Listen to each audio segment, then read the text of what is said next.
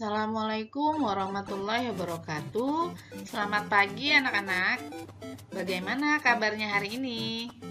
Semoga selalu sehat walafiat ya, agar kita selalu bisa melakukan aktivitas seperti biasa.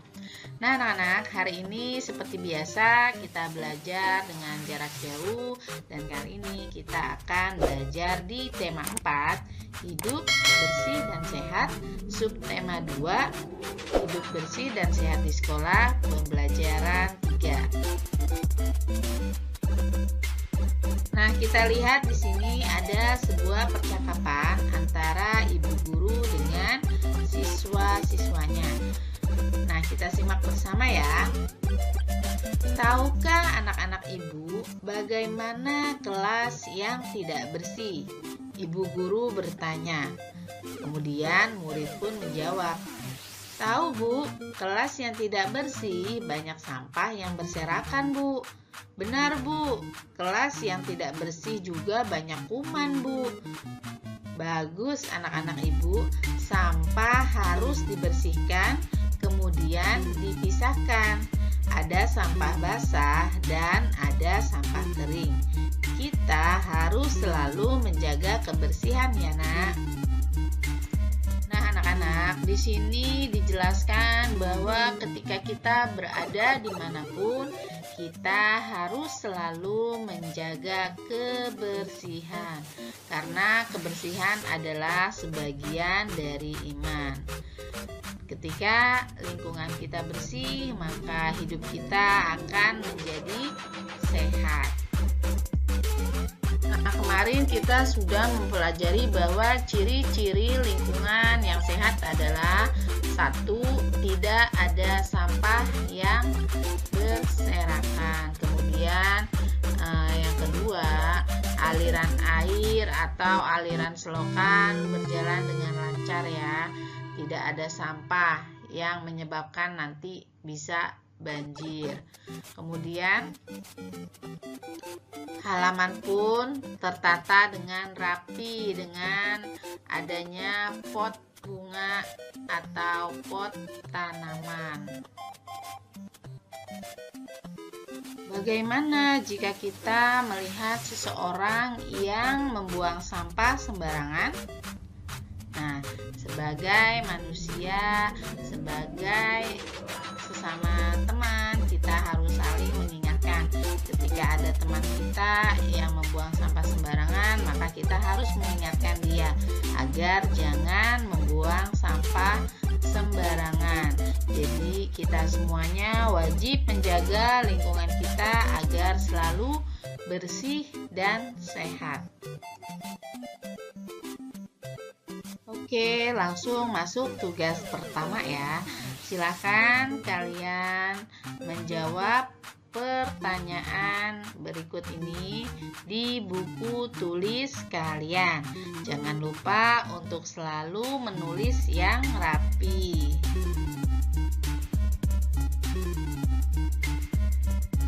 Kelas yang tidak bersih menjadi sarang penyakit. Kelas yang tidak bersih akan menjadi sarang penyakit. Debu dan sampah mengandung kuman. Kelas juga akan menjadi sarang nyamuk. Penghuni kelas akan terserang macam-macam penyakit. Misalnya batuk, flu, dan demam berdarah.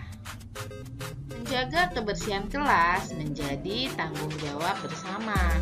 Guru dan siswa harus sama-sama menjaganya.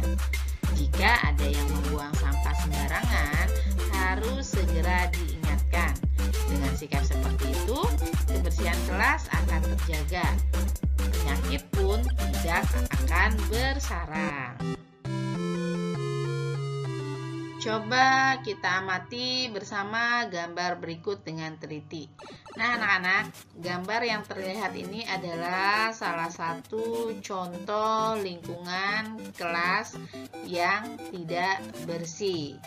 Nah, bagaimana yang kita amati dengan ciri-ciri kelas yang tidak bersih ini? Yang pertama adalah ada sampah yang berserakan. Kemudian Letak barang-barang yang ada di dalam kelas tidak pada tempatnya ya. Jadi di situ ada bangku yang tidak sesuai tempatnya. Kemudian buku-buku pun berserakan, tidak tertata dengan rapi. Kemudian ada pot bunga yang tidak tertata dengan rapi ya di sana.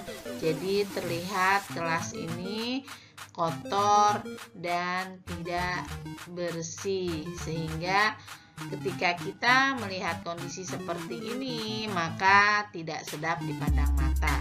Oleh karena itu, dimanapun kita berada, ketika kita melihat keadaan seperti ini, maka kita harus memiliki kesadaran untuk merapihkan dan membersihkan kelas tersebut.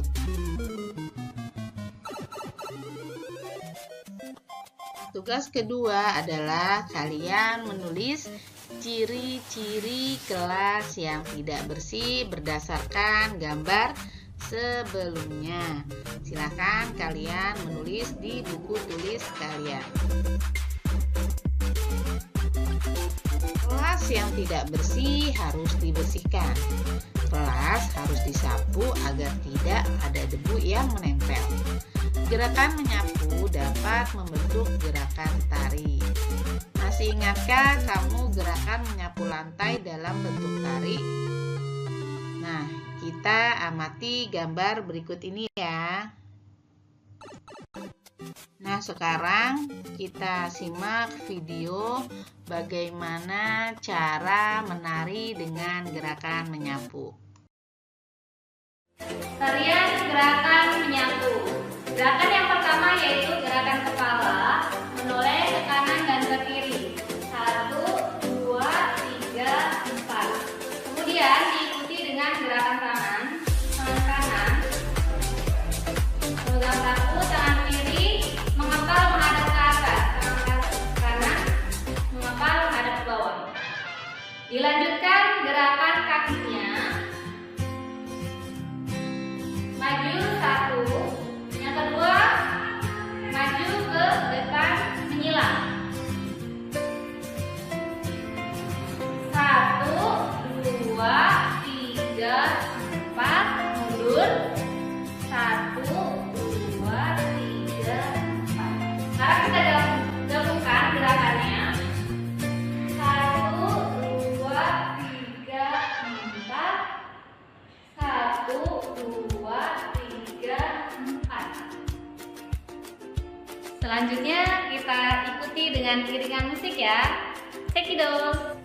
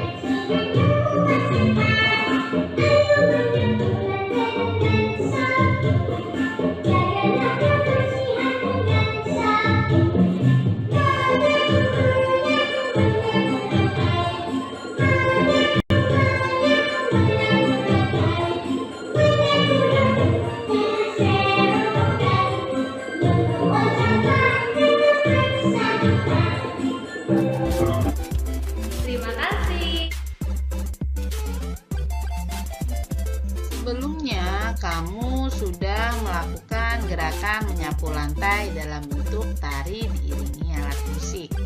Sekarang lakukan gerakan menyapu lantai dalam bentuk tari dengan hitungan. Misalnya saja 2 kali 8 selang-seling dengan arah yang berbeda. Jika sudah bisa, diiringi kembali dengan alat musik. Misalnya saja gendang, rebana, tamborin, atau tifa.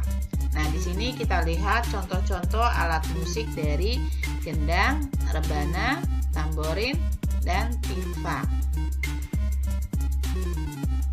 Jika alat musik tidak ada, maka dapat digunakan benda-benda di sekitar rumah ya.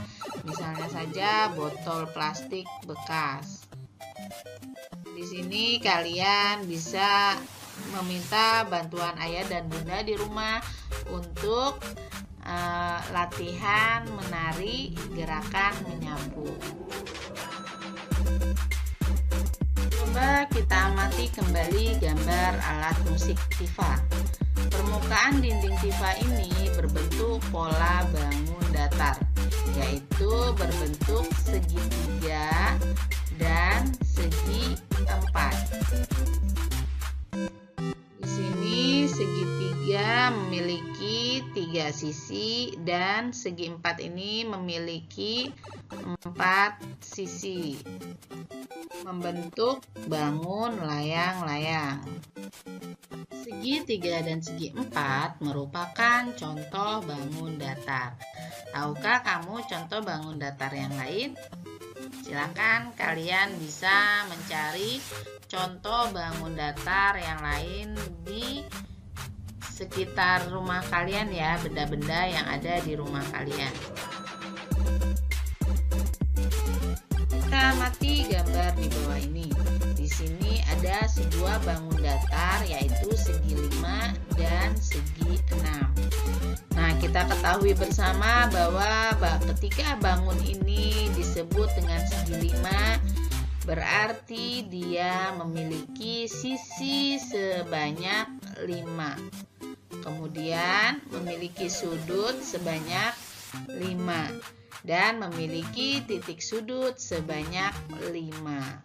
Begitupun dengan bangun datar segi 6, dia memiliki sisi sebanyak 6, sudut sebanyak 6, dan titik sudut sebanyak 6. Nah, di sini ada tugas terakhir. Silakan kalian boleh bukunya di fotokopi ya untuk mengerjakan tugas ini, atau boleh kalian menggambar sendiri. Nah, di sini kalian menentukan bangun datar yang sesuai dengan banyak sisi, sudut, dan titik sudut. Di sini sudah ada yang gajah pertama yang sebelah kiri ya.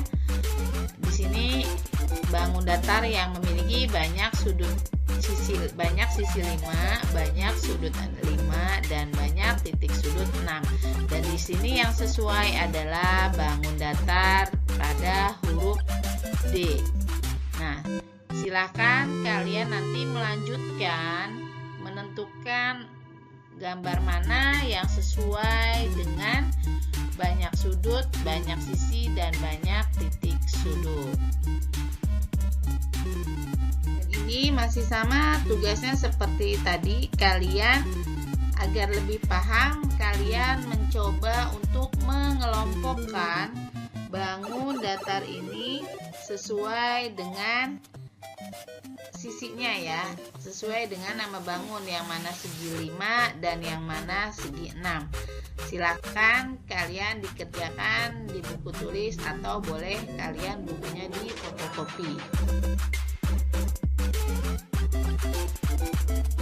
Oke anak-anak, sampai di sini dulu materi pembelajaran kita hari ini. Semoga apa yang sudah kita pelajari hari ini bisa kita pahami bersama dan ilmunya bisa bermanfaat untuk kita semua. Terima kasih. Assalamualaikum warahmatullahi wabarakatuh.